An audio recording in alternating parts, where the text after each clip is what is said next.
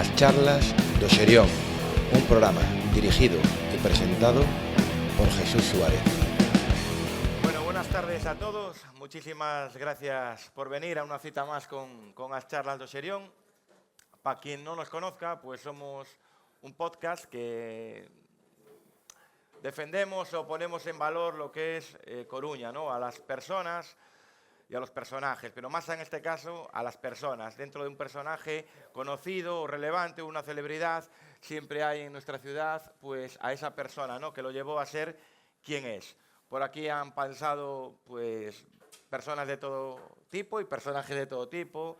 Ignacio Rivera, Diego González Rivas, Luis Moya, Inés Rey, Miguel Lorenzo, que está por aquí, y me olvido de muchos, Paco Vázquez, Augusto César Lendoiro, y bueno, es un poco poner en una ventana a los coruñeses o a los no coruñeses, pues las personas tan importantes que hemos tenido en nuestra ciudad y todo lo que han hecho por ella. Nos podéis encontrar en el canal de YouTube, en As charlas do Xerión, donde subiremos esta charla y donde tenemos pues todas colgadas, ¿no? Y podéis escuchar historias que muchas veces a mí, cuando me pongo a hablar con los invitados, pues hasta me sorprenden, porque conoces su historia profesional, pero su historia personal es algo que mucha gente no conoce, ¿no? Estamos aquí gracias fundamentalmente a CEGA, que me ayuda a montar este evento, a SU Eventos y sobre todo al Espacio Oculto, que es el que pone este lugar, este sitio para poder realizar las charlas, para que vosotros podáis estar aquí, tomar algo mientras nos escucháis. Y así que espero que disfrutéis de esta charla. No sé lo que va a ocurrir porque siempre son todas muy diferentes. Intento llevar un guión, pero al final los guiones están para tirarlos al suelo y dejar que fluyan las conversaciones con un agua, con un café o con una persona. Así que hoy me hace mucha ilusión porque sé que para él, pues no un esfuerzo, pero sí que es algo que llevaba en fuera de juego bastante tiempo y hoy, bueno, pues ha aceptado este reto de estar aquí. Su currículum es realmente muy largo, pues desde Saúde, Consellería de Saúde, a AENA, desde Correos a Puertos de Galicia, a la Alcaldía de A Coruña y muy importante con todo lo que ha hecho en su carrera profesional y vamos a explorarla, pero también su carrera personal, que es lo que le ha convertido o que le ha llevado a conseguir estos éxitos. Así que, por favor, un aplauso para Carlos Negreira, por favor. Muchas gracias.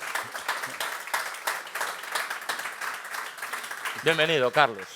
Muchísimas gracias, Jesús. La verdad que es un placer compartir contigo y con toda esta gran afición que tienes y compartir un rato contigo. La verdad que lleva mucho tiempo sin estar en el aire, ¿no? No estabas en el 11 titular. En el 11 titular y la verdad que me sigue produciendo ese aleteo, ¿no? en el estómago, esas cosquillas, esa sensación de dificultad que uno tiene cuando se enfrenta así a un público tan diferente y a las propias redes sociales, ¿no?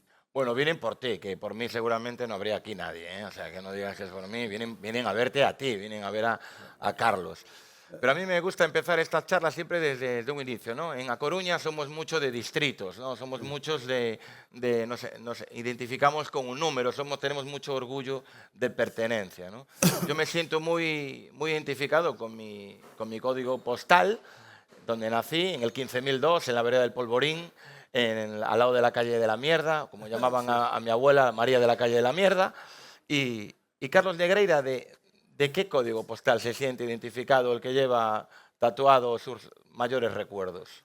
Bueno, yo la verdad que tú dices que naciste aquí en La Coruña, y la verdad Sí. que los de La Coruña nacemos donde tengamos que nacer, ¿no? En mi caso me tocó en Río de Janeiro, mis padres habían cruzado el charco pues, por necesidades de aquellos tiempos y nací allí, pero a los 3, 4 años llegué por mar, por donde hay que llegar a La Coruña, y empecé en la calle Cuevas, que es una calle muy pequeñita, al lado de Marconi, ahí cerquita de la Plaza de España, un neno de Monte Alto, y tengo muy buenos recuerdos, ¿no? Ahora que estamos en carnaval, precisamente, pues es un barrio donde el carnaval se siente, se disfruta, ¿no? En toda su extensión, y tengo buenos recuerdos ahí, y 15.002, y luego marché para la zona del Orzán, para la calle del Orzán, donde también tengo unos recuerdos magníficos, sobre todo muy vinculados a la playa, ¿no? Ahora me da mucha envidia cuando veo a los surfistas, porque nosotros en aquella época, la verdad que las tablas de surf ni sabíamos lo que eran, ¿no? Prácticamente, y la verdad que el mar ahí pues me marcó mucho también de pequeño, ¿no? Llevamos vidas paralelas. Te fuiste al 15.002 y después al 15.003. Sí. Yo igual. Sí, también. Sí, sí, pues, sí. pues son dos barrios muy, muy emblemáticos, ¿no? Y ahí jugábamos, pues prácticamente la playa era nuestro campo de esparcimiento al fútbol y al escondite, porque allí había, en aquella playa, que ahora no se ve, por con toda la reforma que se hizo en el Cervigón, en fin, toda esa apertura al mar que se ha hecho, ¿no?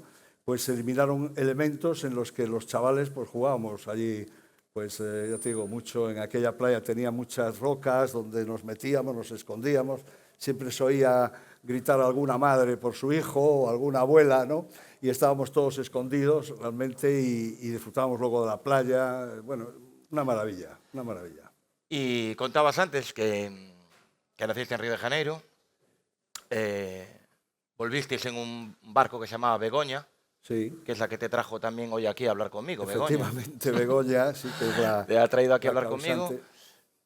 ¿Echaron mucho tiempo tus padres en Río de Janeiro?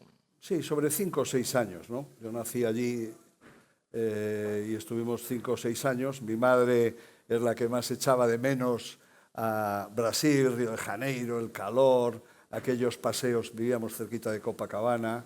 Y mi padre tiraba más a la tierra, le gustaba más su Galicia, siempre añorando Galicia. Y al final, pues pudo más mi padre y nos vinimos para aquí de jóvenes. De joven yo, en mi caso, ya te digo, 3, 4 años tenía, y mi primer pasaporte brasileño, lo sé lo de la edad porque ahora pues con mi mujer, con Inmaculada, que hablábamos a veces de ir a Brasil y tal, le dije un día, oye, pues yo tengo ahí un pasaporte que no sé si podrá renovarse o no, y recuerdo que fue a la embajada de Brasil y dijeron, no, esta persona es brasileña a todos los efectos, tiene el pasaporte, lo único que tiene que hacer es renovarlo. Y así me encuentro yo con 2 pasaportes. Tengo el pasaporte brasileiro y el pasaporte español, ¿no? La verdad, cómodo. Sí, señor. ¿Y a qué se dedicaban tus padres? O sea, Mis padres, bueno, pues en aquella época pues la formación que tenía era una gran formación humana. Yo siempre digo, mi padre, pues con aquellas frases que tenía la vida, pues me ayudó muchísimo en lo que soy o lo que puedo ser hoy. Y mis padres, pues allí fueron, pues tenían un servicio de hostelería, temas de hostelería y temas de supermercados, ¿no? Allí en Brasil. Me llamaban Buchinchis, allí, un nombre que siempre me quedó de aquella época y donde afortunadamente pues mi padre encontró un hueco para trabajar y pudo hacer su vida y traer un dinero para aquí, ¿no? Para España, donde se vivía con muchas dificultades, ¿no? y llegáis a Coruña. ¿Cómo te llamaban a ti de pequeño? Carlitos. Casi siempre Carlitos. Sí. La verdad es que no sé cuándo cambió eso de Carlitos a Carlos, pero sí, ese era... Algunos me llamaban Charlie, por aquello había una serie en aquella época, no sé si recordáis, Los Ángeles de Charlie, y algunos me llamaban Charlie, pero casi todos Carlitos, sí, los mayores. Y llegas a Coruña, ¿y cuál es, si cerrases los ojos, cuál es el primer recuerdo que tienes, ¿no? de esa infancia, ¿no? Que te marcó, que aún a día de hoy pues, puedes recordar cuando llegaste o cuando tienes conciencia, ¿no? de esa infancia? ¿Cuáles son esos primeros recuerdos que te vienen a la cabeza? La verdad casi que cuando llegué a la aldea, yo recuerdo venía claro, de Río de Janeiro en aquella época, en el año 60 y pico. Río era una ciudad grande, era una ciudad con muchos avances, una ciudad comparativamente con lo que era Galicia en aquel entonces.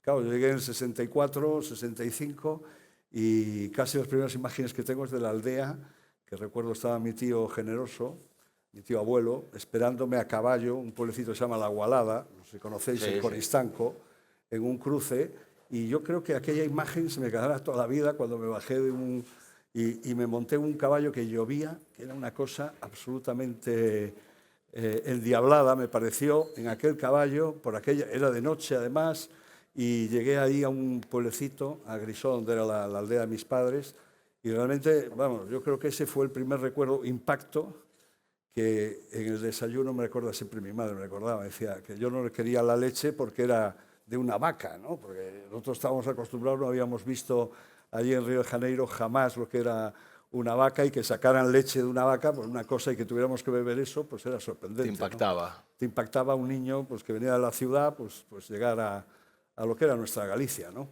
Y donde hemos salido y que no conviene olvidar. ¿Tienes hermanos? Sí, tengo una hermana muy combativa, muy amante de la vida. ¿Mayor que tú? ¿O? No, es más joven, Más 3 o joven. 4 años menos, sí que yo, pero es muy... Ella nació aquí ya. Ella nació en la calle Cuevas, sí, aquí en Monte Alto, y sí, es una hermana que siempre discuto mucho con ella, pero con la que aprendo bastante. Bueno, con las hermanas creo que están ahí para discutir. Sí. Creo, ¿eh? A mí me pasa lo mismo. ¿eh? Sí, Así te bajan a tierra, ¿no? Sí, También, sí, porque sí. a veces tú desconectas un poco y siempre te suelen bajar a tierra y te pueden decir muchas cosas que a veces otros no te pueden decir, ¿no? Entonces, llegas a vivir a la zona de Monte Alto. ¿Dónde estudiaste? Pues a mí me gusta recordar siempre a mi primera profesora, que era una profesora que estaba en la calle del Orzán, que se llamaba Balbina. Era una profesora entrañable, que cuidaba de su madre, pero daba clases particulares a los chavales. Y la verdad que, vamos, yo me di cuenta de lo que nos había enseñado cuando llegué a los maristas, que fue mi siguiente escala, y me hicieron las pruebas pues, para entrar en segundo de aquella época, ¿no? Y recuerdo que me pasaron a tercero al cabo de un mes y no me pasaron a cuarto porque, en fin, no... Porque la Balbina, la verdad que nos enseñaba tan de cerca, tan bien las cosas, aprendías tan bien que comparativamente éramos 2 o 3 alumnos con ella. O sea, que os podéis imaginar que era una enseñanza realmente que no olvidaré y que me hizo dar un salto. ¿Era una escuela de barrio? No, era una profesora de barrio, sí, se puede decir, una profesora de Orzán, se llamaba Balbina, ya te digo, con su madre, que ya no nos acompaña, y que me di cuenta, te digo, lo que nos había enseñado cuando llegué a los maristas, y bueno, pues rápidamente progresé porque, claro, en fin, lo que sabías, las cuentas de todo tipo, historia, en fin, que aprendías con ella en el tú a tú era mucho más elevado que lo del colegio, ¿no? Los maristas, es curioso, ¿no? Sí. Ya tenemos un alcalde de Maristas, tenemos un presidente del Depor de Maristas. ¿Qué pasaba en Maristas? Porque veo que hay bastantes celebridades de Maristas. Bueno, yo creo que había mucha inquietud. Los maristas siempre era una escuela más de la vida, ¿no? No era tan académica, no era tan llano todo lo que aprendías, los libros no eran tan lineales, sino que siempre había una enseñanza, desde luego, de mucho debate, ¿no? Yo recuerdo con compañeros que podíamos decir cosas que en otros colegios no se decían, ¿no? Y realmente no entendí muy bien el alcance hasta que poco a poco, pues en ese colegio, pues había profesores que marcaron una época, había gente que te enseñaba antes que nada, más que toda, aparte que eran hermanos algunos, o sea, del colegio de los hermanos maristas, pero aparte de eso te enseñaban mucho de la vida, ¿no? Había gente pues muy interesante, ¿no? ¿Y cómo era ese? ¿Eras un pieza? ¿Eras buen estudiante? ¿Cómo era Carlitos? Aquel Carlitos estudiando en Maristas. ¿Cómo eras estudioso o eras bastante ahí? Bueno, yo no suspendía, hasta ahí voy a decir, no suspendía, lo cual luego te daban unos diplomas que había el amarillo ese de sobresaliente, el azul de cuadro de honor. ¿Y cuáles te llevabas? Alguno cogimos, pero quiero decirte, sobre todo, era una persona que, bueno, tenía muchas inquietudes, me gustaba mucho el deporte, jugábamos muchísimo. Aquel patio, yo no sé cómo era posible en el patio de Teresa Herrera los maristas que se jugaran 3 o 4 partidos a la vez, ¿no? Y allí se remataba uno el balón, sabía que el que tenía que rematar o sabía a quién tenía que pasarle entre todos aquellos, ¿no? Y bueno, yo creo que Carlos era un hombre amigo de sus amigos. Bueno, tenía algo de pillín también, porque allí o eras pillín o no comías la merienda, porque allí te robaban el bocadillo en cualquier momento. En Maristas, no me lo creo. Sí, aquello había que andar con mucha... En Maristas, si me dices en otro sitio. Bueno, allí había que andar con mucha cautela en todo, ¿eh? Y si podías cambiar el bocadillo de mortadela por el de jamón a alguno, pues te lo hacían, ¿eh? O sea, Me sorprende mogollón Maristas, igual que cuando hablamos con Diego González Rivas, que me dijo que era íntimo amigo de los gitanos de Penamoa. Diego González Rivas. A ti te mangaban el bocata en Parista. Son cosas que... Bueno, yo dije que se mangaba el bocata, no dije que me lo mangaran a mí, pero sí que había que andar con cuidado, ¿no? Hombre, tú piensas que los maristas también había confluencia de muchas calles, ¿no? Sí. Había gente pues, de todos los barrios, desde el barrio de Corea, el barrio de Lozán, el barrio de... En fin, había mucha peña, como dirían ellos, Sí. se diría ahora, ¿no? ¿Y sigues manteniendo amigos de aquella época? Pues sí, algunos sí. Algunos no nos acompañan, pero algunos sí. Sí, sí. Y hablo con... Fíjate lo que es curioso, ahora que lo dices, compañeros de aquella época, que es como si en la infancia, pues con las personas tienes mucha intimidad, ¿no? Porque al final estás con ellos mucho tiempo y luego a lo largo de la vida, pues a veces te desconectas, pero ahora los vuelvo a apreciar si cabe un poco más, ¿no? Desde hace unos años que vuelves a estar con ellos como si hubieras estado el día anterior. Sí. Y te cuentas las cosas y sí, tengo buenos, aún conservo algunos de la panda, sí. Y te vas haciendo mayor, te vas haciendo más adolescente. ¿Te gustaba salir de noche? ¿Tenías vida activa nocturna? ¿Por dónde solías ir por Coruña?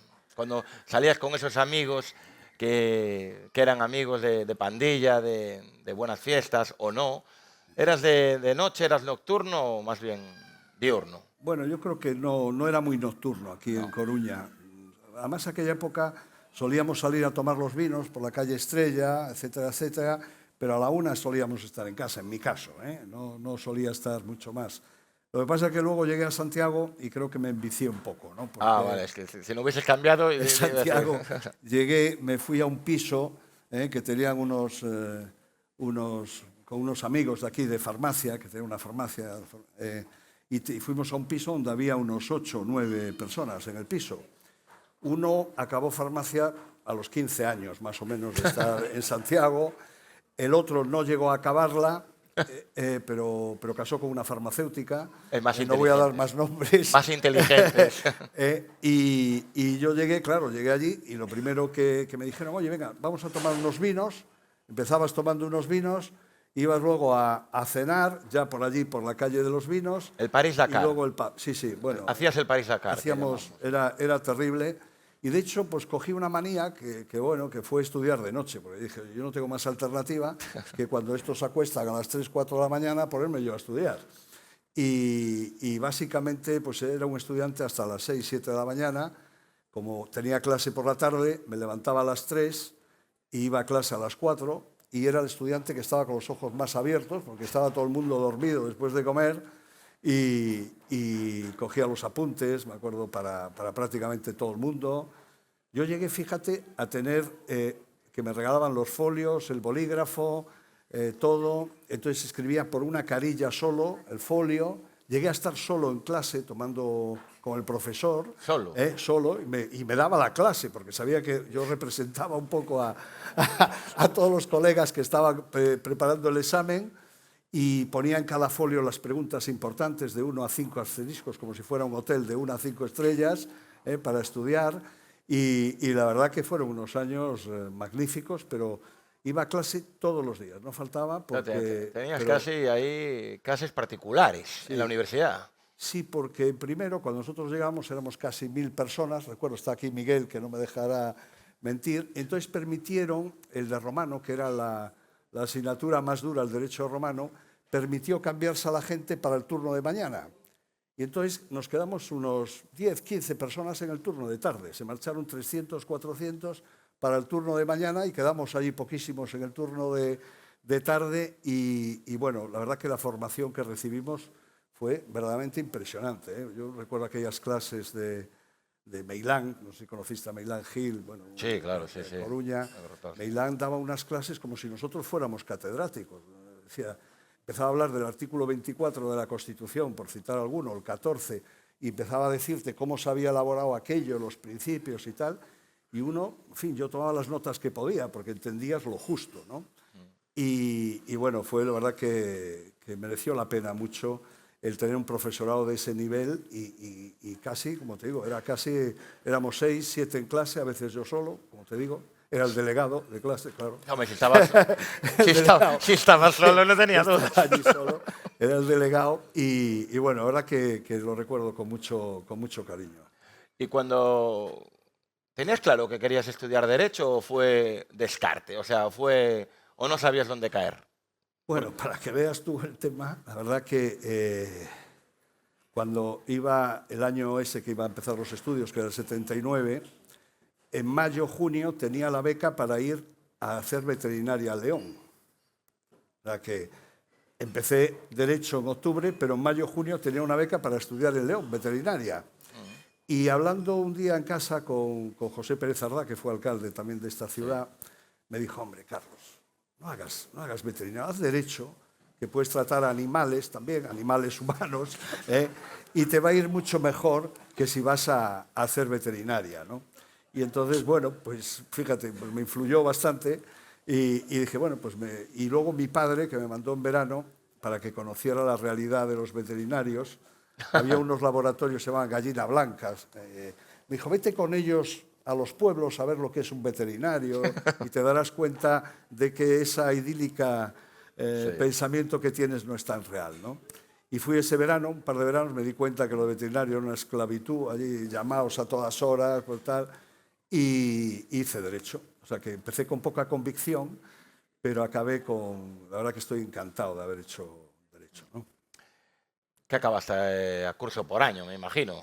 Hombre, si era yo solo era difícil, éramos pocos en clase, ¿no? Eras el enchufado, ¿no? Claro. Y Y acabamos, sí, en los 5 años y bien la carrera, sí. supongo que como me diste ahí una pequeña pista, hablaste de Miguel y tal, ahí fue donde conociste a Miguel ahí.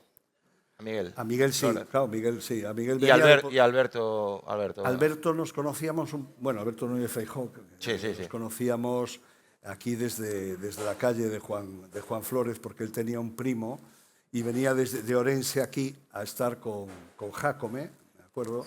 Y salíamos de vez en cuando, te hemos comido bastantes pipas ahí por el Cine Avenida y por la calle Real, porque era lo que tocaba, comer mucha pipa, hablar con la gente, y sí, nos conocemos de ahí. Luego lo conocí en la carrera porque él se sentaba también en los exámenes a mi lado, porque al ser Núñez y yo Negreira, pues te sentaban a veces por apellidos y coincidía mucho. En clase lo veía menos, pero... Lo veías menos. A eso estaba yo, claro. El escribano de, Claro. el escribano de, Sí, la de promoción, Derecho. Sí. claro. Contabas antes de eso, que te regalaban folios, te regalaban bolígrafos. ¿Te gusta coleccionar bolígrafos y plumas? ¿Qué viene de ahí? ¿O no? Pues sí, pero no sé cómo lo sabes, pero sí. Bueno, yo al final sé cosas.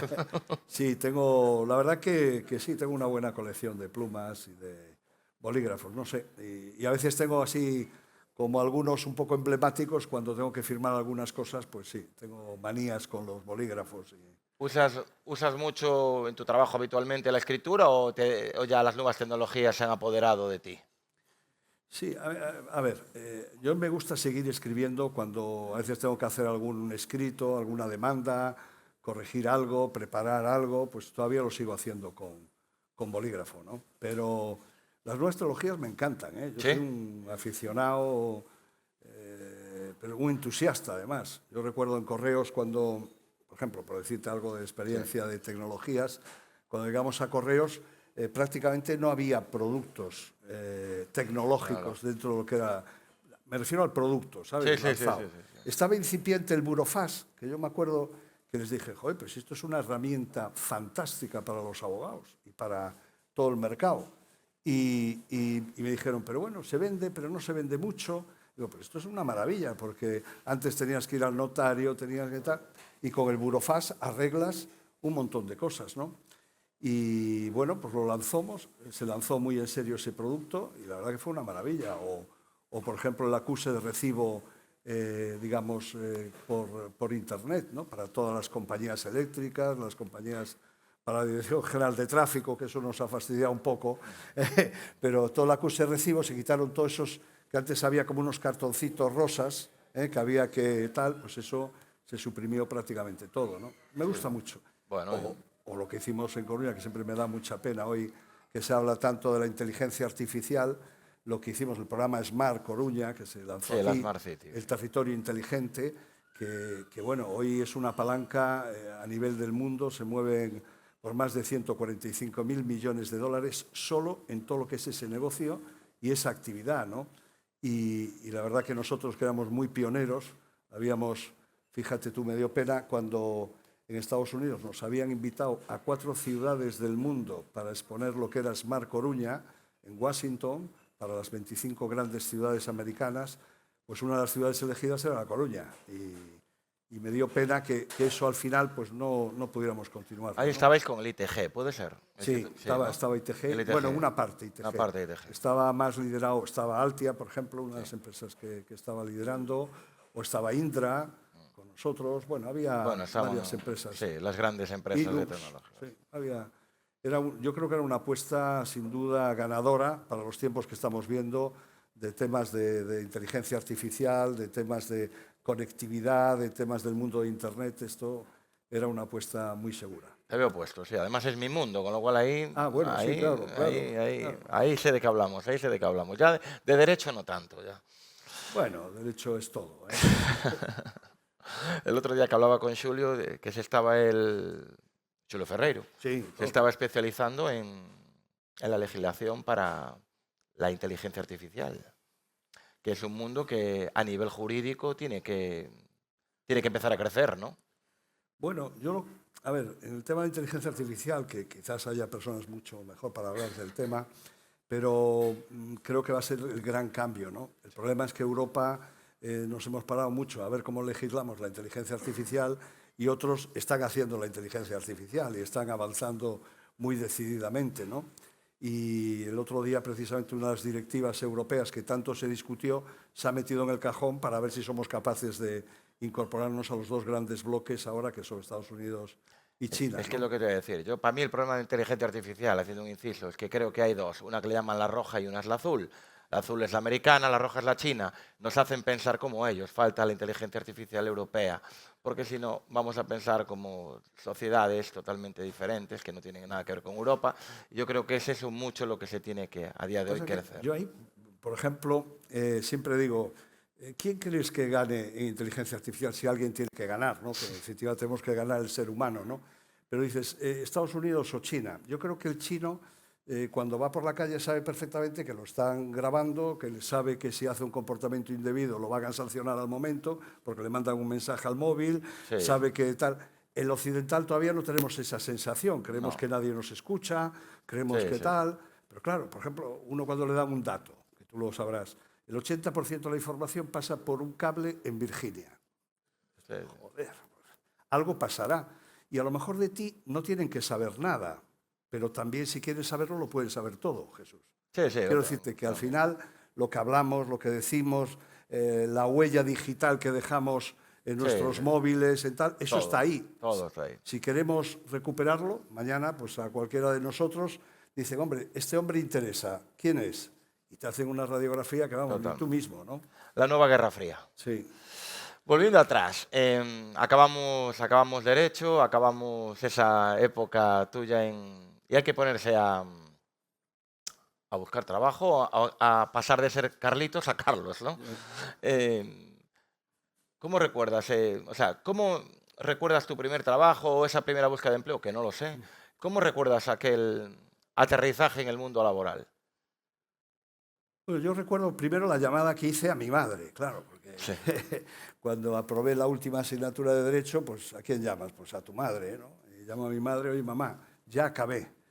Y me dice mi madre, que tiene así una frase siempre, ¿acabaches ou non? Digo yo, ya te dejan, ¿me entiendes? Así un poco, sí, mamá, que acabé y tal, ¿no? Y entonces, bueno, pues vente a casa y lo cuentas y tal. Entonces, bueno, yo recuerdo la subida aquella de la avenida Finisterre, porque luego yo viví, digamos, en la calle Cuevas, en la zona de Plaza de España o en el Orzán, y luego finalmente acabé viviendo allí en Santa Margarita, ¿no? Con mis padres. Y recuerdo aquella subida de la avenida Finisterre, diciendo yo, ¿y ahora que acabé? ¿Qué haces? Porque te tiemblan las piernas realmente, no sabes muy bien, en fin, qué vas a hacer, ¿no? Había hacer una oposición, no sabes nada, porque claro, te das cuenta claro. que de derecho no sabes absolutamente nada. Bueno, en todas, en general. En todas, en general. Y bueno, pues llegué allí y me dice mi madre, ¿y ahora? pues ahora tal. Y al final empecé a hacer una oposición por aquello de que era lo más fácil, empecé a hacer notarías. ¿Qué era lo más fácil? Sí, era, bueno, Notarías. era empezar notarías. Está bien, ¿eh? Claro, sí. Y entonces empecé, pero bueno, luego las circunstancias de la vida, mi padre tuvo algunos problemas y tal, y al final, me acuerdo en fin de año, me encontré otra vez con Alberto, ¿no? Y Feijóo, le dije, oye, salieron unas oposiciones ahí en Economía, Hacienda, y me dice él, yo no creo que me presente. Dije, yo tampoco me voy a presentar.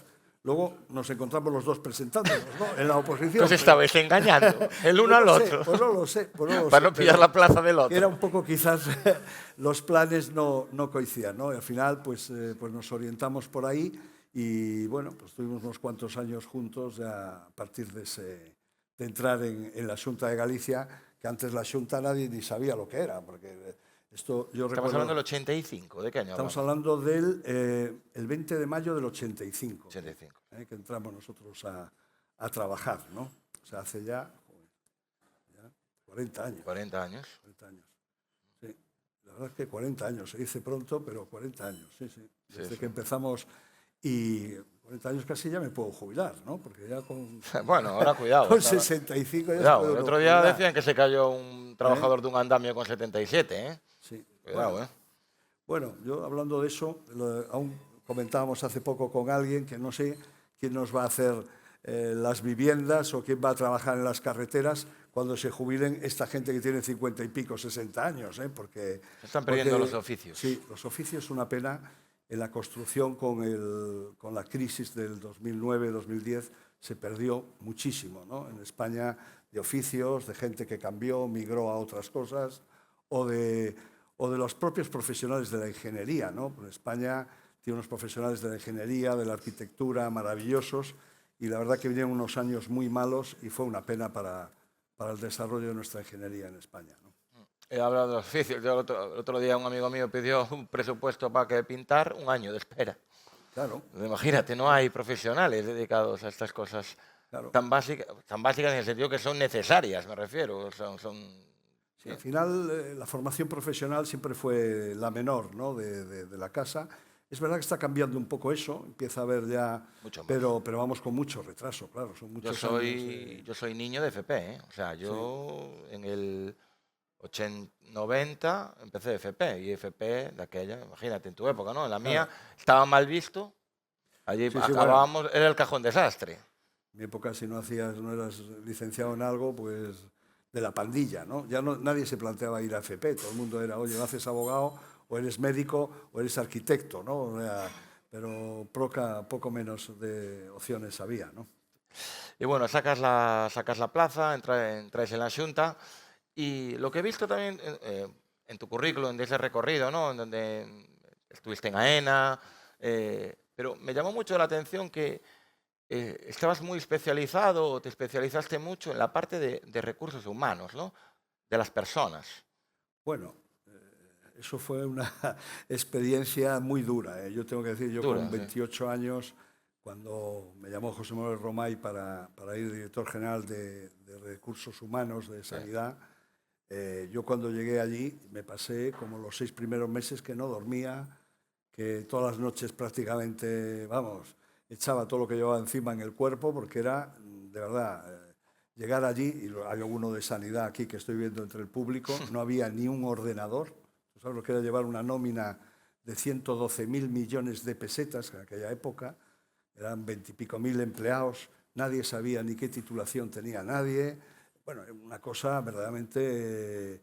y luego los sindicatos en aquella época, yo recuerdo el primer día que bajé a hablar con ellos, me apretaron allí, yo nunca había tratado mucho con ellos, y la verdad que lo pasé mal. Pero después fue una época muy, muy constructiva, porque la verdad que la sanidad nuestra era realmente un reto. Yo me acuerdo aún, para operarse del corazón, pues la gente tenía que ir a Valdecilla, allí a Santander, o para que un médico tuviera un centro de salud despachaban en los bares. Yo sé que no lo recuerda mucho la gente, pero año 92, si ibas a la consulta del médico de primaria, estaba en una cafetería, o para conseguir un fonendo era una locura. Las listas de espera eran todas listas de espera de gente que para ponerse prótesis, como era tan caro la prótesis, no había dinero, se iban dejando los que tenían que cambiarse de cadera o cambiarse de tal, pasaban a engrosar las listas de espera cuando se conocían las listas de espera, claro, sí, eso era otro tema, ¿no? Las listas de espera se llevaban en los bolsillos, muchos médicos, la gente no sabía ni que estaba. Recuerdo una anécdota muy graciosa con José Manuel Romay en el comité de dirección, cuando la primera vez nos sentamos allí y había uno que llevaba más de 400 días en lista de espera. Y decía José Manuel, qué pobre, qué hombre, qué pena de este hombre. Y decimos, ¿por qué? José Manuel dice, es que no tiene ningún conocido para que lo operen, porque lleva 400 días en lista de espera, es una locura. Y ahí empecé a hablar con las personas, empecé lo de recursos humanos y la verdad que fue muy duro, ¿eh? Lo pasé bien, luego ya cuando poco a poco tuvimos aquello más ordenado y luego me llamaron por eso precisamente para ir a ENA, ¿no?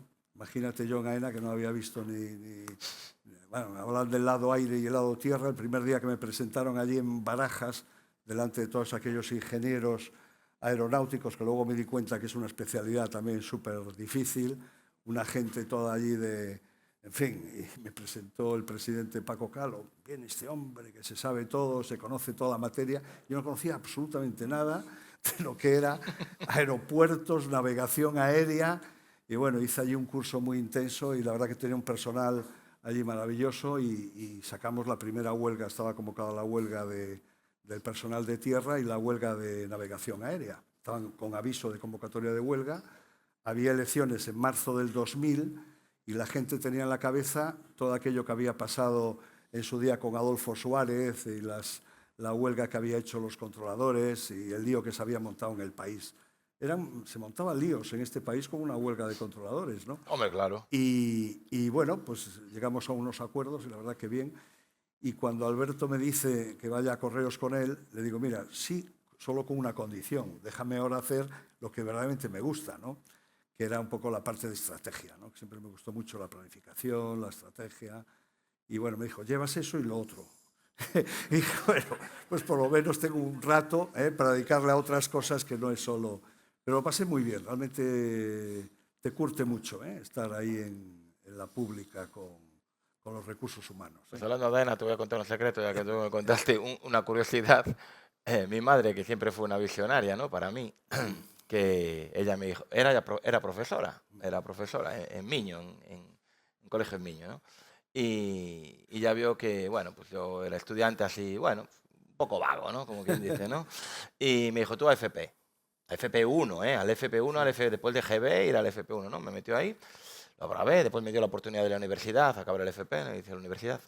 Y cuando acabó, mi madre, en el año pues, 91, 92, bueno, no, 90 bueno, no sé, 95, 96 más o menos. Mi madre me dijo, Jesús, tienes que ser controlador aéreo. Pues sí. Hay un chollo aquí que flipas, me dijo. Sí. Mira qué ojo tenía que yo me quedé ciego, Carlos. Bueno, iba a ser un buen controlador aéreo, ¿eh? Mejor que algunos, te aseguro que sí. Iba a ser un buen controlador aéreo. Mira tú, mi madre, vaya ojo que tú, ¿eh? No te contaré nunca lo que ellos llaman incidencias, que es lo que pasa en el aeropuerto. Los aviones que suben y bajan, hay parte que se llama incidencias. Si lees eso, a veces dudarías de montarte en un avión. No me asustes, por Dios. No pasa nada, la verdad es que no pasa nada, pero cuando lees ese parte te entra un cosquilleo, ¿no? Y yo viajo en avión, siempre, ¿no? Pero... Y pues era una gran oportunidad porque solo exigían el bachillerato. En aquella época mi madre lo había visto, es decir, también como el FP me abrió las puertas de la universidad, me dijo, había mirado toda la información, creía que ese iba a ser un buen trabajo de futuro. Pero bueno, no lo hubiese sido. En mi caso no lo hubiese sido, evidentemente. En mi caso no lo hubiese sido. Y bueno, pero yo por lo que veo, por todo lo que te van ofreciendo, ¿no? Y cómo vas pivotando, porque se habla mucho de la especialización, ¿no? Te especializas en algo. Tú no eras, eras especialista en algo, pero al final ibas pivotando. ¿Aceptabas los retos que te planteaban en este caso? Bueno, eso es... bueno, siempre digo que me ha tocado ser bastante bombero, ¿no? Sí, ya te veo. llamaban a los sitios incómodos. A mí nunca me ofrecieron ser presidente de la Fundación Carolina, nunca me ofrecieron ser en puestos cómodos, ¿no? De estos que puedes viajar, que puedes estar, siempre te metían en volados, ¿no?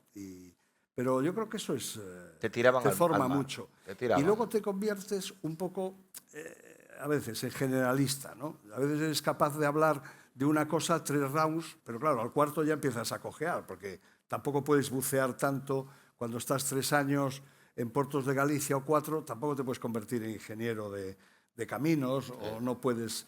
Pero bueno, yo no añoro tampoco estar 20 años en un sitio, ¿eh? También me gusta el cambio, conoces muchas personas, conoces muchos temas, conoces muchas visiones, porque la visión que tienen en un sitio es muy diferente a la que tienen en otro, conoces formas de entender el trabajo de una forma y de otra, en fin, es muy interesante. Pero bombero, ¿eh? Yo me definiría como bombero. Sí, y de todos esos lugares por los que fuiste pasando, ¿no? De tanto la pública, o sea, Saúde, AENA, Correos, Voz de Galicia, diferentes puestos donde has estado. Para ti personalmente, ¿cuál crees que es el que más te marcó, el que más aprendiste, o donde conociste a las personas que a ti más te marcaron? Porque puede ser eso, no que lo hayas hecho tú, sino que hay personas que a ti te han marcado, como profesionales, como personas. Bueno, todos han tenido buenas cosas, ¿eh? Esa es Y respuesta de regulares. político, Carlos. Pero no, pero todas han tenido. Pero quizás, yo lo dije, cuando salí alcalde, quizás sentí que todo lo demás había sido una preparación para hacer buenas cosas, siendo alcalde de tu ciudad, ¿no? Porque al final puedes implementar muchísimas cosas que has aprendido a lo largo de y ancho, en Madrid, en Galicia, en Santiago, en AENA, lo que decías, en puertos, en la Voz de Galicia, que también, la verdad que aprendí muchas cosas ahí, del tema del mundo de la prensa, es un mundo también muy interesante, pues sentía que alcalde me iba a permitir desarrollar muchas de esas facetas, ¿no? Y yo creo que de alcalde, pues la verdad que lo pasé un poquito regular, pero también muy Bueno, bien. no nos adelantemos que viene después. Muy bien, muy bien. Bueno, pasas toda esa parte, ¿no? Y después ya empiezas, llegas y ya te centras en una política más local, ¿no? De A Coruña, o decides dar ese paso, ¿no? Sí, bueno, ¿Por qué? empezamos en el 2005, un poco con la elección de candidato, cuando Fraga, digamos, gana mayoritariamente, con 40 y pico %, pero por un diputado en Pontevedra, precisamente, por aquella gratuidad de la autopista, fueron 4.000 y pico votos y no obtiene la mayoría absoluta, pues, y hay que suceder a Fraga dentro del partido, pues ahí se posiciona Alberto. Recuerdo que me dice, oye, bueno, vamos a esto, pero bueno, luego ya tenemos que presentarnos, pero seguro que no salimos porque hay otros candidatos más preparados y más que nos llevan más cuerpos de ventaja. Y bueno, y ahí es cuando entramos en política, porque yo la verdad que el carné del partido y la vida orgánica empecé en el 2005. ¿Ah, sí? Sí, ¿no? Antes, bueno, pues hablaba con muchas personas, estaba desde luego muy en la mentalidad del Partido Popular, pues, trabajabas con mucha gente del partido, pero realmente orgánicamente empecé en el 2005 con Alberto, que nos presentamos y al final pues salimos elegidos, sale elegido Alberto presidente y yo empiezo pues en la Secretaría Provincial del partido, en toda la provincia de La Coruña y luego en la presidencia provincial, ¿no? Pero antes no había vivido, digamos, tan intensamente lo que es el partido. A mí me sorprendían frases, no sé si conocéis, por ejemplo, pues a Helmut Kohl, ¿no? Me respondió aquella frase que dijo, dedico más del 50% de mi tiempo al partido y el resto al cargo de presidente, ¿no? de Alemania. O sea, que fijaros la importancia que tiene dentro de la política esas dos facetas, ¿no?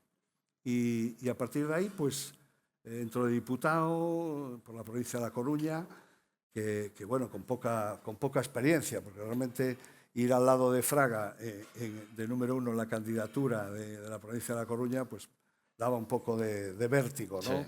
Ir a don Manuel, que la verdad que tuve el gusto de estar con él bastante cerca, y luego pues ya viene la presentación a esa primera candidatura en la ciudad, en el 2007, que era muy difícil, muy complicado, y bueno, sacamos un buen resultado electoral y a partir de ahí ya fuimos al 2011 y yo creo que... Y en ese 2011,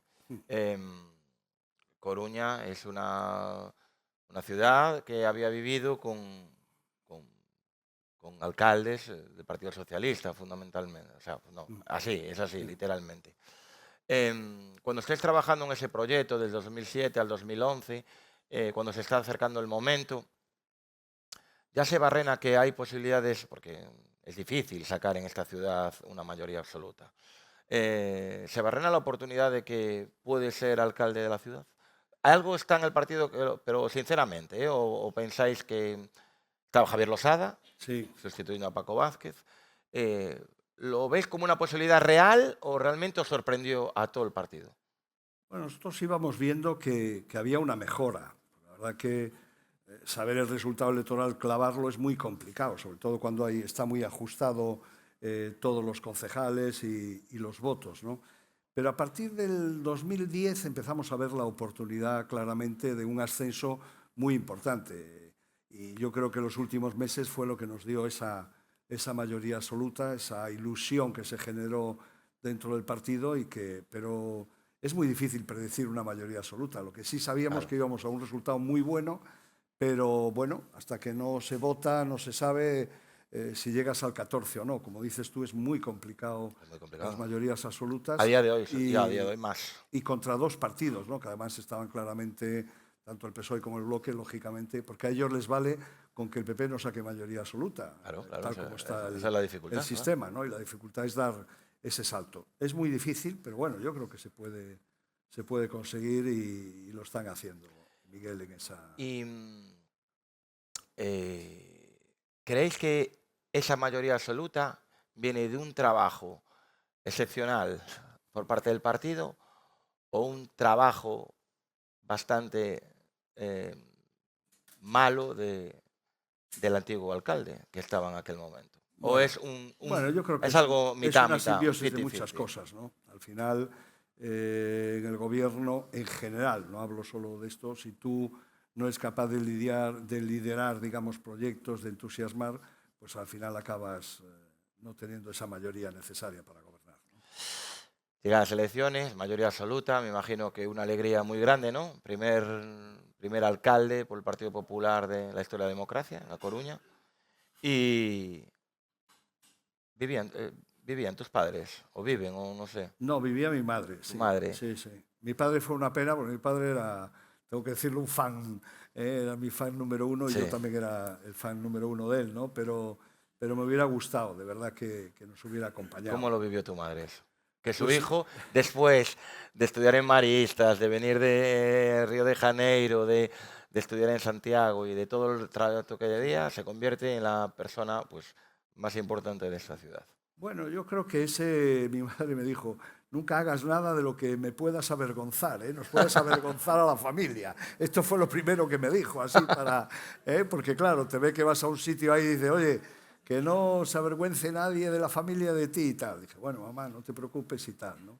Mi madre era muy práctica en eso. Yo también me acuerdo de la carrera, me viene ahora a la cabeza, y a lo mejor no viene mucho a cuento, que el catedrático de mercantil, que era don Carlos Novoa, que ya no nos acompaña, me había recomendado para ir a una empresa poco conocida en el año 84, que era Zara, ¿no?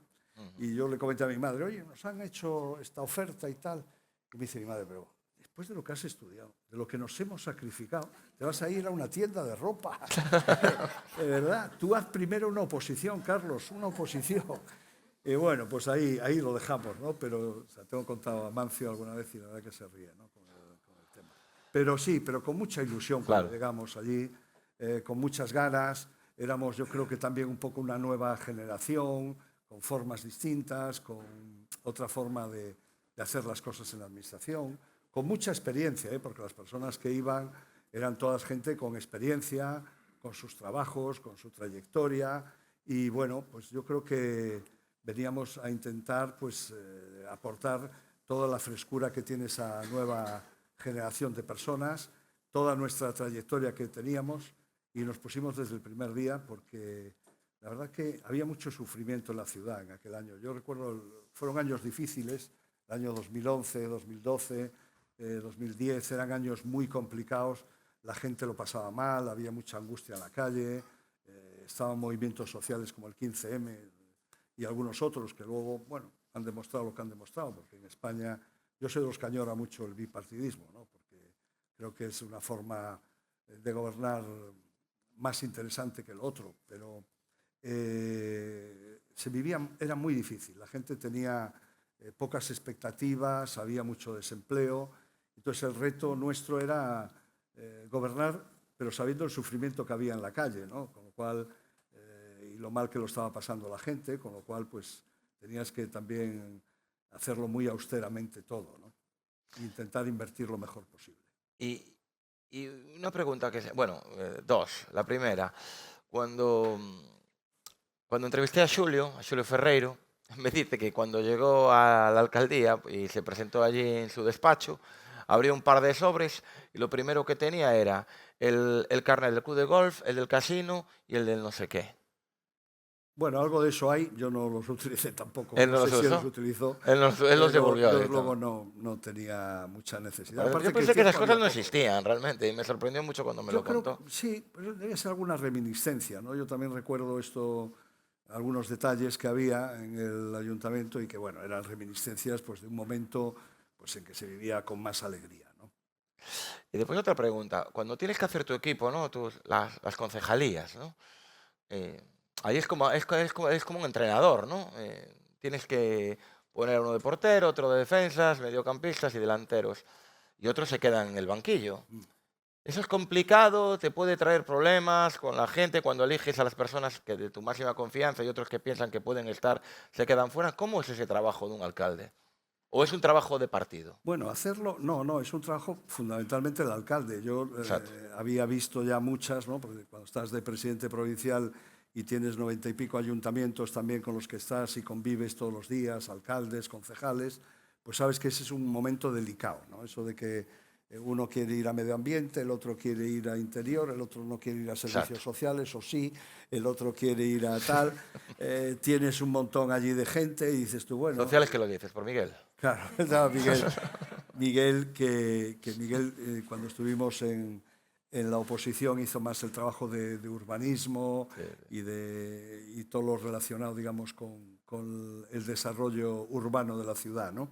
Pero yo creí que era la persona más conveniente para llevar servicios sociales y así se lo hice entender a todos y cada uno. Y a lo mejor no coincidía lo que querían con lo que luego resultó, pero bueno, a base de mucho diálogo y de saber estar y también de decir las cosas. Al final también el equipo todos tenemos que hacer algún sacrificio, ¿no?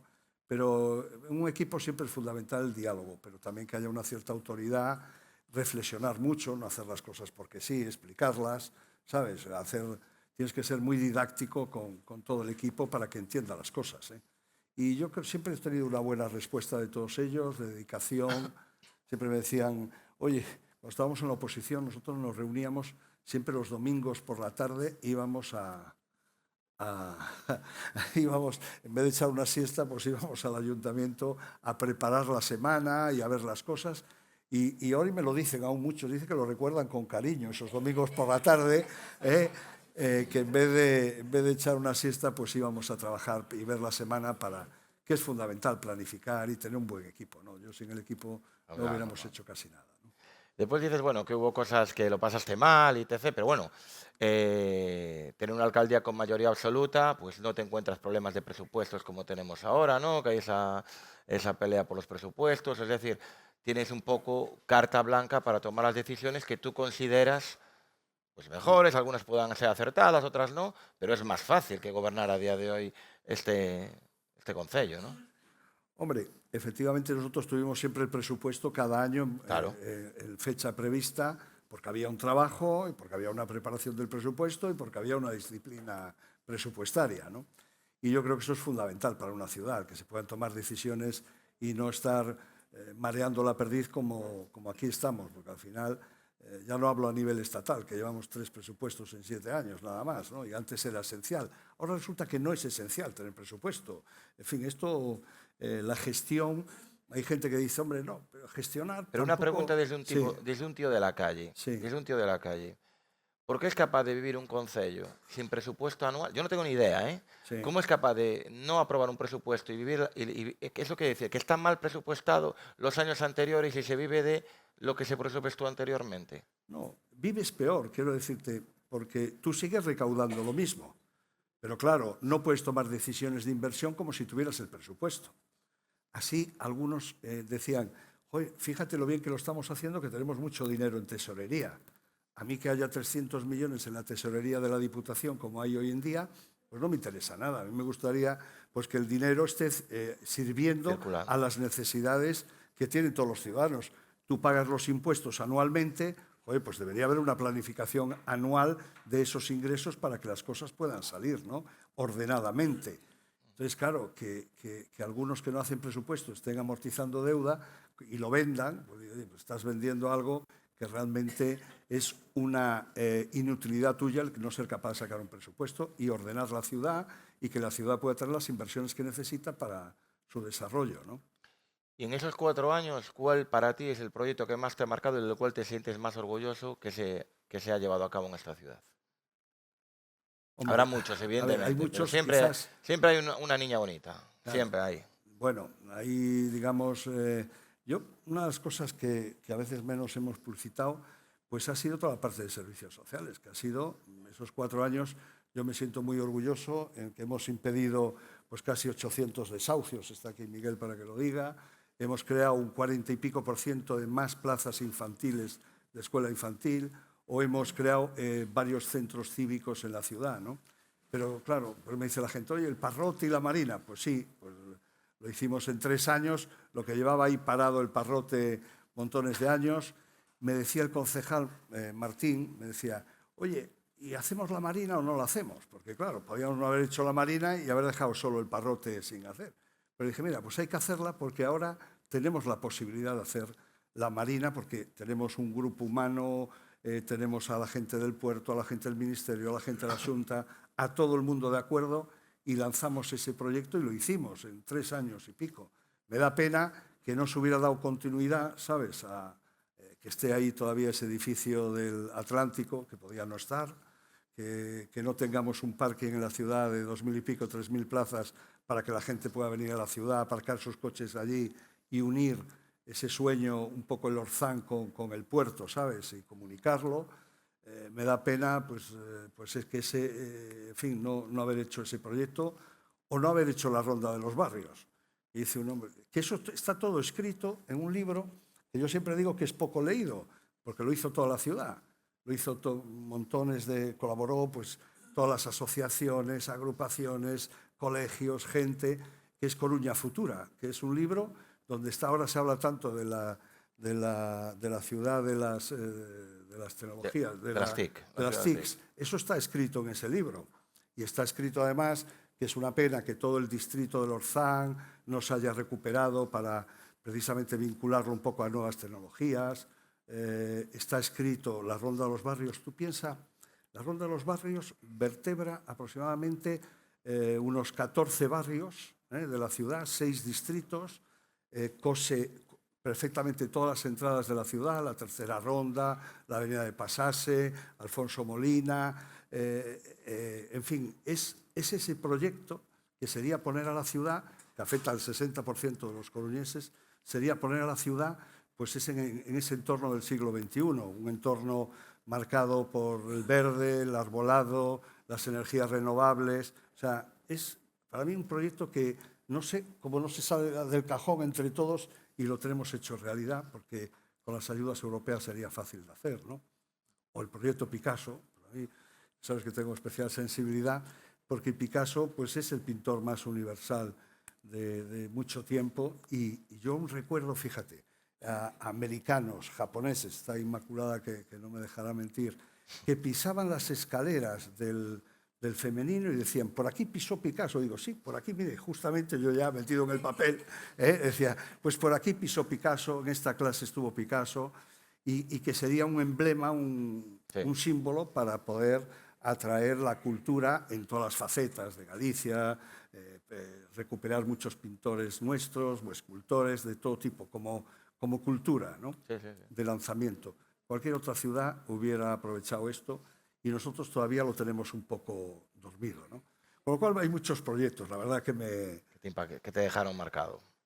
O que de los cuales te sientes orgulloso, a eso me refería. El Desmarc, hablábamos antes. ¿Tú te imaginas que hoy nosotros hubiéramos sido la ciudad de referencia de Europa como territorio inteligente que lo podíamos ser? pues claro, tenemos un empleo blanco que genera todo eso, pues sería una auténtica maravilla. Somos una ciudad laboratorio perfecta, somos 250.000 habitantes en 37 kilómetros y somos la ciudad laboratorio perfecta para experimentar todo tipo de cosas en nuevas tecnologías. Es una ciudad que, a ver, yo me dedico a esto, como bien te dije, es una ciudad donde hay muchísimas empresas tecnológicas. Sí. Bueno, pero el valor que le hubiéramos dado a todo eso, es verdad que, no sé, esa es la cifra que tengo yo en la cabeza ahora, que sobre 16.000 personas trabajan en tecnología, digamos, en la comunidad, en el conjunto de empresas de la comunidad, ¿no? Y eso es un elemento, un vector de fuerza que deberíamos aprovechar en Galicia. Y Smart City, en Coruña, era, desde luego, había tenido un proyecto europeo de 11 millones dedicado y teníamos Porto, que aún sigue el alcalde Rui Moreira, una de las líneas que ha seguido fundamentales es el .com o porto.com, que luego tiene un tema de tecnología muy explotado. Málaga estaba muy por detrás nuestra en aquel momento y hoy Málaga despunta en todo el tema de tecnología. Sí. Y bueno, pues a mí es las cosas que me ha dado pena no haberlo desarrollado más, ¿no? Y así como de algunas cosas, eso que te preguntaba de orgullo, hay algunas cosas que dijiste, me equivoqué, nos equivocamos. ¿Qué proyectos, qué consideras pensaba que iba y no? Que te decepcionó, no es que te decepcionaste contigo mismo, me refiero, porque sí, a las personas nos equivocamos, es evidente. Sí, yo creo que, hombre, yo creo que los tiempos no los medimos a veces demasiado bien, ¿sabes?, de las cosas. Ese ardor que teníamos por hacer muchas cosas, a veces no medimos adecuadamente los tiempos de todos los proyectos y creo que a veces nos metimos en demasiados proyectos. Luego me hubiera gustado haber salido un poco más a la calle de lo que el ayuntamiento me permitió, porque había tantos temas que hacer que a veces creía que yo allí arreglaba, hacía más dentro que fuera. Y esa labor de pedagogía fuera es muy necesaria, ¿sabes? Sí, sí. Y yo creo que en eso, sobre todo en el último año y medio, perdimos un poco de estar más en la calle de lo que deberíamos estar, ¿no? Bueno, yo me recuerdo, ya te lo comentaba el día que hablamos por teléfono, que estoy muy agradecido, a ti en este caso, porque el camino que hay por detrás del Museo Antiguo, en el 2011-2012, era de tierra. Y yo que vivo por aquí, pues yo pasaba mucho con el bastón, caminando, y cuando llovía era totalmente impracticable, es decir, era una lama, era de barro. Y me acuerdo que un día estaba más enfadado que la hostia, te lo digo en serio. Llamé a Voces de A Coruña, en cita con María Pita, y llamando a Pablo, y hablé contigo, y en una semana estaba asfaltado. Sí. Y te lo agradezco, porque para mí dije, ostras, no tenía yo, y para mí, que es un paso mío habitual, que el alcalde, ¿no?, de la otra ciudad, en una cosa tan pequeña que era un camino de tierra que había detrás del Museo Antiguo, lo asfaltase, no asfaltarlo, pero ponerle pavimento para que la lama no me impidiese llegar con las botas llenas de barro a casa. Eso es de escuchar a la gente. Yo en eso te doy muchísimo las gracias y me demostró cosas a mí personalmente. Esa es la magia, me decía alguna vez, lo decimos en casa mucho, es la magia, ¿no?, de poder hacer cosas cuando estás en un puesto de esa responsabilidad, hacer esas cosas. Lo que hablas de acercarte a la gente. Y escuchar. Yo siempre decía una cuestión que es, escuchar es la antesala de una buena decisión, en todo, en la vida. Si no escuchas, tomarás una decisión, pues, como la tomes, ¿no? Pero escuchar, y yo creo que eso sí que fue un poquito el perder esa conexión por tantos líos que teníamos de temas para sacar esto, lo otro. Yo creo que ahí no estuvimos muy acertados, ¿no? Y luego siempre, pues sí, que hay pequeños detalles que efectivamente puede que no acertáramos, seguro que no acertamos, pero la voluntad que teníamos, de verdad, era una voluntad, era un equipo de gente que tenía mucha voluntad por hacer las cosas bien, ¿no? Y hubo momentos también muy duros, ¿eh? ¿Cuál fue el más duro para ti? Bueno, hombre, yo recuerdo recién llegado de alcalde con las hogueras de San Juan, ese mismo día, yo llevaba 10 días, 8 días, y ese día se murieron 2 personas. Sí, es cierto, me acuerdo. San Juan. Chico brasileño, venezolano. Brasileño y otro chico en la playa. Sí, correcto. Por la mañana. Aún no me había recuperado de allí del barrio de Los Rosales, que se había muerto este chico, y estaba yo en casa así medio tal, y me llamó Carlos de urgencias, de emergencias, y me dice, oye, alcalde, que hay aquí otra persona en la playa. Y digo, "Joder, es que ya Claro, me di cuenta que el San Juan que organizábamos a tope y tal, pues no teníamos medidas de seguridad ninguna. Es que cuando se empezaron a poner todas las medidas de seguridad, a poner gente en la playa, cintas, la madera, en fin, se organizó un poquito todo aquello porque me dejó en shock. Y luego, pues lo de también los héroes del Orzán, que yo creo que fue también un momento de los policías muy duro, que yo estaba en cama, como vivía al lado de la playa, pues oí ya el zumbido del helicóptero a las 6:30 o así. Ya me di cuenta que había un problema, porque a esa hora que estuviese ahí un helicóptero, abrí la ventana y ya vi una luz que alumbraba el mar y ya me llamó inmediatamente Carlos, bueno, no me sale ahora el apellido, Carlos, que era Touriñán, me llamó Carlos Touriñán, oye, jefe, que está aquí, hay un problema, tal, baja y tal. Ya me vestí como pude, bajé a la playa, me di cuenta de la magnitud, porque allí salían policías mojados, empapados del mar. Tiene que ser muy impactante eso, ¿no? Yo mirabas el mar y solo veías blanco. Hasta donde me alcanzaba la vista, en el horizonte era todo blanco. Y claro, estos chavales que el otro día se hizo un acto en el ayuntamiento, muy merecido, fuertes, gente entrenada, gente que tal, se creía, pues lógicamente para salvar a Veliki, pues creyeron que podían. Y la verdad, no hubo una catástrofe muchísimo mayor de milagro. Yo veía, aún acercándome allí... Además en aquella zona, que es la más peligrosa del Orzán. Zona muy peligrosa, y veía salir a los policías pues, de allí, mojados, policías locales, policías nacionales, y la verdad que bueno, se te pone todo, pues la carne de gallina, ¿no? Viendo todo aquello, y bueno, fueron unos momentos, fueron muchos días, porque no se recuperó el mismo día los cuerpos, sino que tardamos varios días, estar allí con las madres, los padres, la familia, novios, mujeres, maridos, allí en el Espigón, bueno, lo que es la coraza, ¿no? La coraza, eso sí. Que, por cierto, está aquí también, nos acompaña una persona que fue otro reto diseñar toda la coraza, que fue una de las obras pues, más sensibles, ¿no? Porque ahora nadie se acuerda de cómo era la coraza, pero está allí el monumento de los héroes del Orzán, porque eso fue, mira, una gran cosa que hicimos los coruñeses fue transformar esa tragedia en algo positivo, ¿sabes? En un recuerdo eterno, e incluso un agradecimiento a otras personas que murieron allí también en el Orzán intentando salvar a otros. Un ejemplo que están allí recordados en la placa.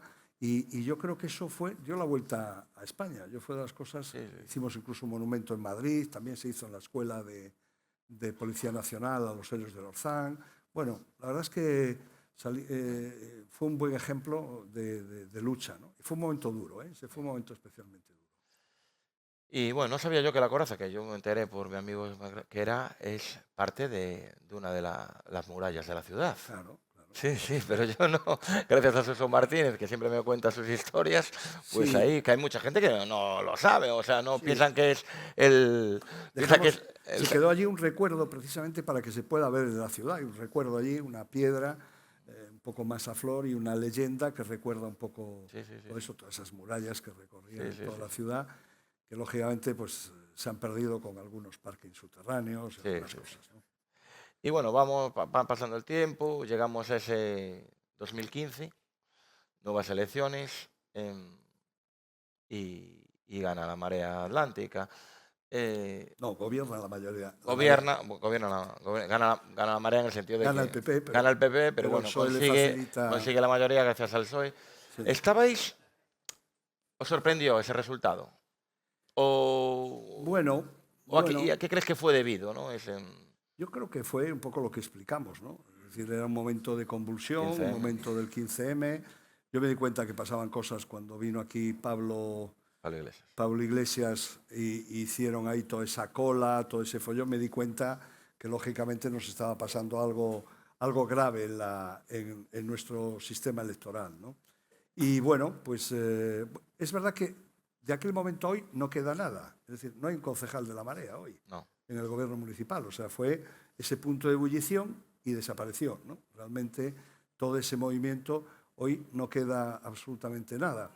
Y bueno, pues a mí me sorprendió en parte, no del todo, pero sí que me sorprendió el que pudieran sacar unas personas que nadie conocía, porque no se conocían. No. Unas personas que que se presentaban y realmente fue un voto en contra de lo que ellos entendían que había, yo creo que en algo más general que aparte del Ayuntamiento de La Coruña, porque la verdad es que en toda España pues perdimos muchas capitales de provincia y bueno, pues fue un momento que yo intuía algo, de verdad que lo intuí sobre todo en las 2 últimas semanas, ¿no?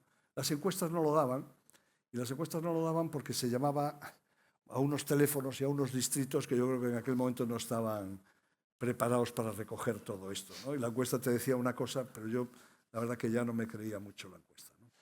Yo te voy a recordar, bueno, no, una semana antes o la propia semana de las elecciones, me acuerdo que me impactó muchísimo, tú no te acuerdas, pero yo me acuerdo, coincidimos comiendo en la pulpera de Melide, en la misma mesa.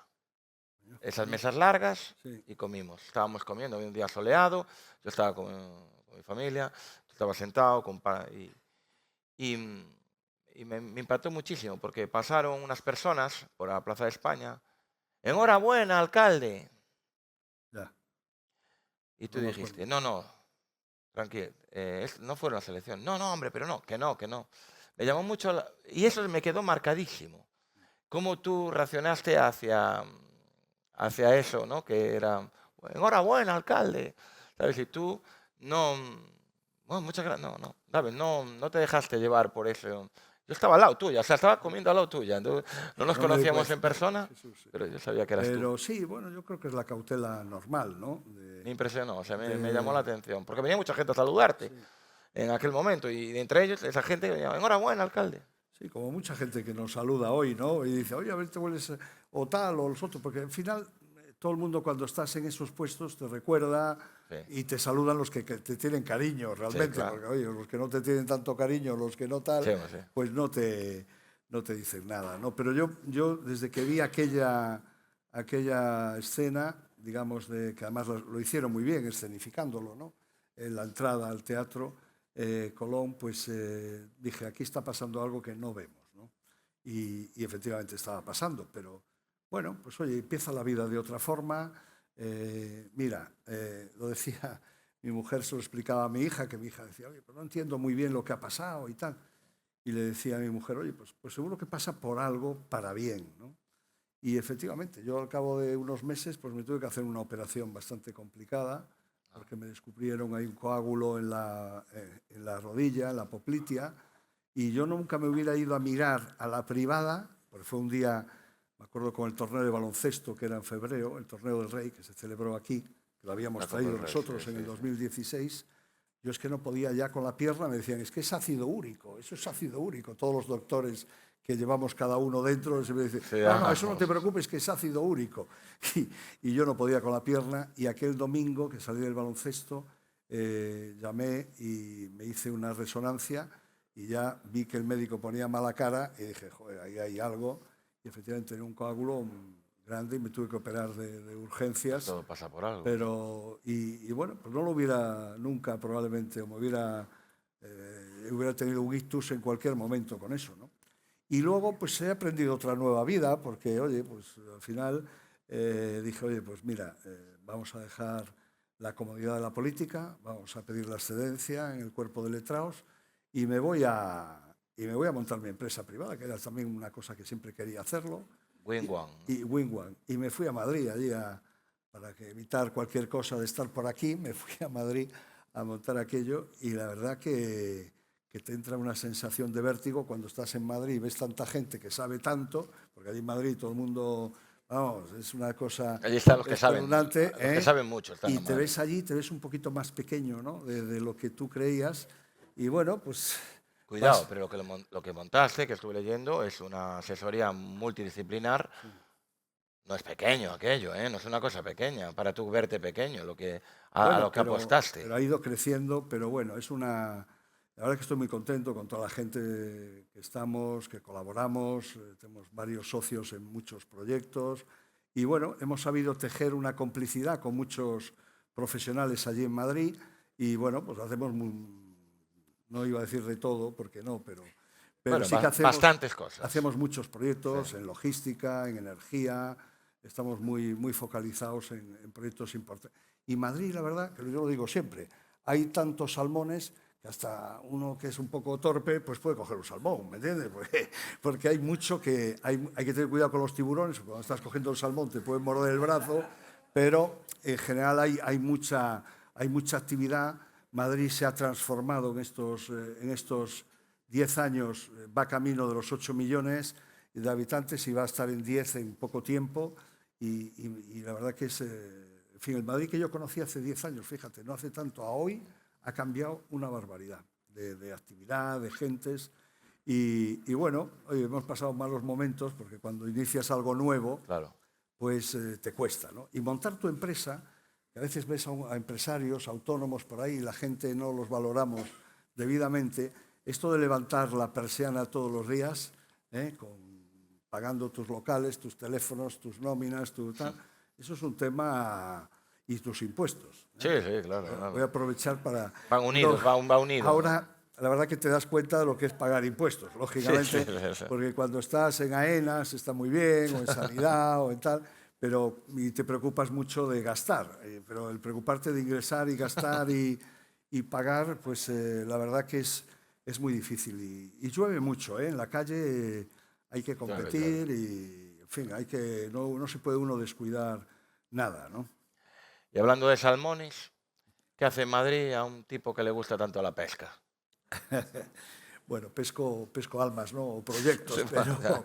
Eso queda muy romántico, pero... Sí, pero, hombre, yo la verdad que la pesca pues me ha dado mucha paz, ¿no? Porque irte a pescar una trucha ahí al Sayas y estar por allí paseando entre árboles, tal, y solo pensando en pescar esa trucha, pues no te olvidas un poco de todo, ¿no? O estar en las Isargas, como yo he tenido la suerte de ir, que como digan allí, o pescado fala, o sea, porque había tantos lubinas y tal, que era fácil ir con un paisano, que además con un paisano, una barquita de 5 metros, con un motor de 15 caballos, aquellas olas allí por las Isargas, bueno, te curte. Y decían, este neno de Santa Comba, coño, no se marea, no tal, y venimos los de Malpica que a veces nos mareamos, ¿no? Pero era tal la afición, íbamos ahí, yo tengo pasado días estupendos allí en las Isargas, bajabas a las piedras, te comías unos erizos, yo nunca había comido un erizo así, al natural, en los meses de enero, febrero, que ahora los come mucha más gente, los desea comer, pero antes allí tirabas las cáscaras de erizo y de repente veías salir un pulpo a comer las cáscaras de erizos, o las minchas que había, que aquí somos aficionados a las minchas. Allí había unas minchas, coño, que parecían caracoles, ¿no? Porque era una cosa...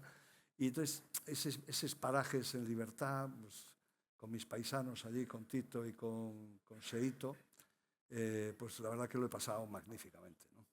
Y aparte de la pesca, ¿tienes algún otro hobby? Bueno, mi pasión son mis amigos. O sea, claro, está bien, eso me gusta. Mis amigos son mi auténtica pasión. Sí, me encanta tener un rato libre con ellos, con la familia. Ahora con los nietos, porque eso no conocía yo esa otra faceta. Ya tienes nietos. De que te llamen Abu, ¿no? Ah, sí. Eso también tiene otro punto, ¿no? Sí. Y bueno, y la familia, y la verdad que yo lo paso muy bien, ¿no? Con ellos, una buena conversación con los amigos, en fin, es un paseo. La verdad que aquí tenemos muchos sitios para pasear, ¿no? El paseo ¿Por dónde te pierdes tú por aquí? ¿Qué sitio es tu preferido? Ahora últimamente voy mucho por la Ría del Burgo, allí que es una auténtica maravilla. Eso ha sido, de verdad, de las cosas buenas que además ha hecho entre todos, ¿eh? Ahí hemos presionado todos para conseguir lo de la Ría del Burgo, el dragao, claro, que aún puede quedar alguna cosita, pero el gran dragao que se ha hecho ha sido una auténtica maravilla. Yo espero que se recupere toda esa ría, ahora con los vertidos, que ya hay vertidos, tender al vertido cero, que es difícil, pero yo creo que podemos irlo consiguiendo, ¿no? Y le preguntaba a Xulio en su momento si volvería a la política o si volvería a presentarse para ser alcalde, y me dijo, mi mujer me mata. Bueno, ¿lo pasa tan mal la familia?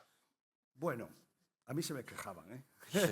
O sea, que es algo común, ¿no? Sí, se quejaban todos los de la familia, porque, en fin, siempre desde mi hermana, mis tíos, mis primos, claro, como basta con que sepan que es el primo del alcalde, pues le pedían siempre algo, o le pedían, estoy hasta las narices, tal, ¿no? Bueno, en fin, lo normal. Pero yo creo que cada cosa tiene su tiempo, ¿no? Sí. Yo he estado ahí y bueno, y ahora lo que me apetece es hacer crecer mi empresa, hacer crecer mi familia, estar con mis amigos, es lo que más me apetece. Y la política es muy exigente, ¿eh? Y no te deja, si quieres estar de verdad, que yo veo a algunos que están aquí, a Miguel, si quieres estar ahí en la política tienes que estar 100%. Y en esa política, ¿no? Esa política ahora del siglo XXI, la que nos movemos ahora en el 2025, que yo como ciudadano de a pie eh, siento un mogollón de vergüenza de todo lo que veo, yo no como político, sino como ciudadano de español, ¿no? Hay un nivel de crispación altísimo, se han perdido las formas, veo que incluso los medios de comunicación eh, echan madera a la hoguera para encender todavía más las llamas y que las personas nos pongamos los unos con los otros. El mundo es cíclico. Esto me recuerda con mayor capacidad intelectual que tenemos ahora a los años de la preguerra civil o de la Segunda Guerra Mundial.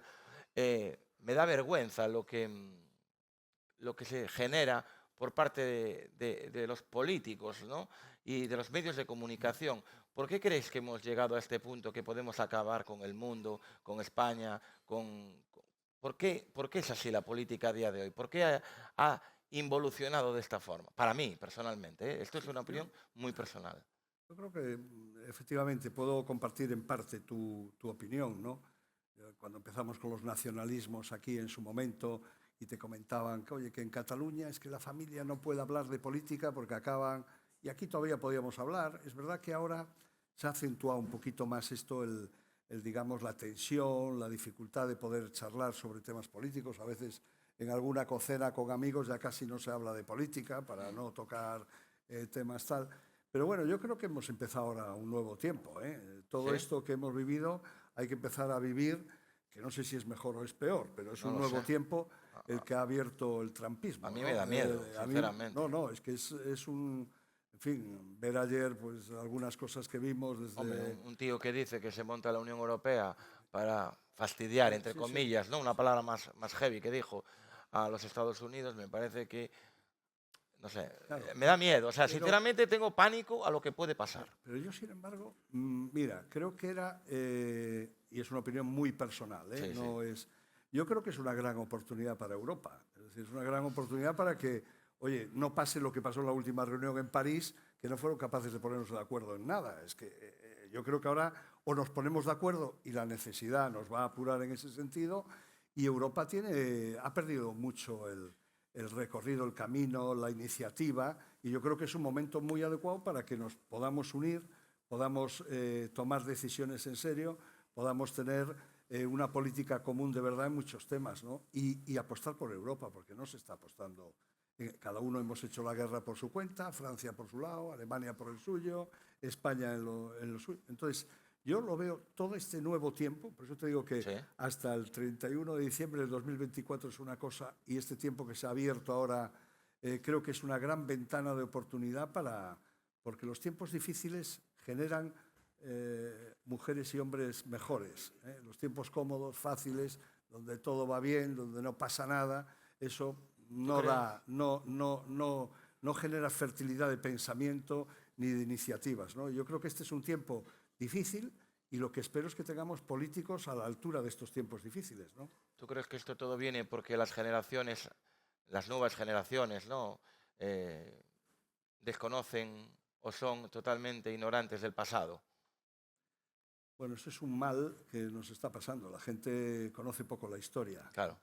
Y eso yo creo que sería una buena formación para todos, dedicarle unas horitas a la historia. Pero dicho esto, lo que creo que es tiempo de futuro, es tiempo de gente con ganas, de dificultad, y yo creo que eso nos va a ayudar muchísimo, ¿eh?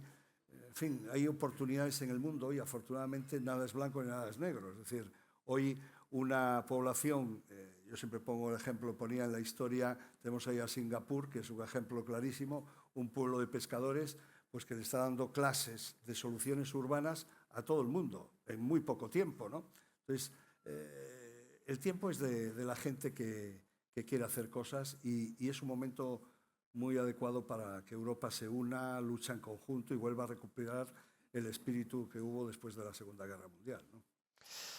Bueno, y una comida que te guste, Carlos, para romper, estamos llegando ya al final. Bueno, ¿Eres buen comedor o...? bueno, yo creo que se me nota y es evidente, ¿no? Tienes la suerte que conmigo yo te veo delgadísimo. Ya. Un palleiro non se fai sin palla, ¿no? Entonces, que decía mi madre también. Pero sí, hombre, hay aquí varios cocineros en esta sala que conozco, ¿Ah, algunos sí? de ellos, y hacen unas paellas maravillosas, Habrá que unas probarlas, tortillas maravillosas, en fin, hay un especialista en marmitaco también, en fin, hay, yo creo que, y un buen cocido, donde haya un buen cocido, que yo os recomiendo que ahora aprovechéis el carnaval para tomarlo. Yo voy a ver si bajo un poco para... pero porque llevo demasiados cocidos este año, pero siempre pasa lo mismo, ¿no? Siempre vuelvo a recaer. Pero un buen cocido es ¿Y muy un bueno. lugar al que te gusta viajar? Bueno, a mí me gusta mucho viajar. Toda nuestra Costa da Morte es una maravilla. Yo toda esa zona me chifla, me encanta. Ahora recomiendo la ruta de los faros, aprovecho Sí, porque está muy alguno de no lo moda, habéis está hecho. muy de moda. Sí. Es una auténtica Está maravilla muy de moda. hacerla, con cuidado, porque hay alguna zona un poco delicada, A mí pero no me es querían llevar, es peligrosa, me dijeron. bueno, pero con un Uf, perro puedes ir perfectamente, ¿eh? uf. O con un buen amigo o Ah, bueno, sí, amiga, sí, ¿eh? sí, sí, O sea, sí, sí. que es solo sentir ese aire, ese olor, amar, esa fuerza que tiene es realmente impresionante, ¿no? Bueno, Carlos, pues yo quería darte las gracias por esta charla, por abrirte, ¿no? Por contar tus vivencias, la parte personal, la parte profesional, un poco recorrer la historia desde Carlitos a Carlos Sí. y Y que nos abuelo ahora, y ahora abuelo, a don Carlos a don ahora. Carlos, sí, eso va a ser ya un poco... A don- Espero que tarde, como dice Clint Eastwood, que me gusta mucho la última película, que Sí, la recomiendo además para verla, no dejes entrar al viejo, ¿no? Porque, y ahí lo tienes con 90 y pico años haciendo cine sí, sí, todavía, ¿no? sí, sí. Hay que vivir hasta el último segundo a tope, ¿eh? Y nada, y darte eso, muchas gracias, dar las gracias a todos los que habéis venido, que recomendéis las charlas de Oserión, que cada mes, si es posible, tenemos aquí un invitado, que os suscribáis a nuestro canal de YouTube, donde encontraréis muchas charlas de este estilo, si os han gustado, con muchos personajes y personas conocidas de nuestra ciudad. Y muchas gracias a CEGA, a SV Eventos, al Oculto, y un aplauso para Carlos Negreira, por favor. Gracias a todos. Gracias. A ti, hombre.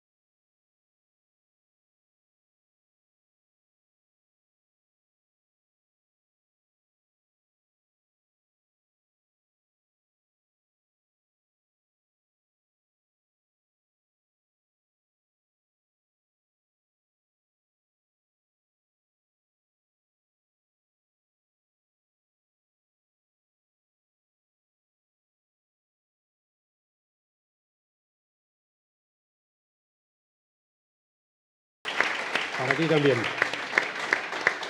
Bueno.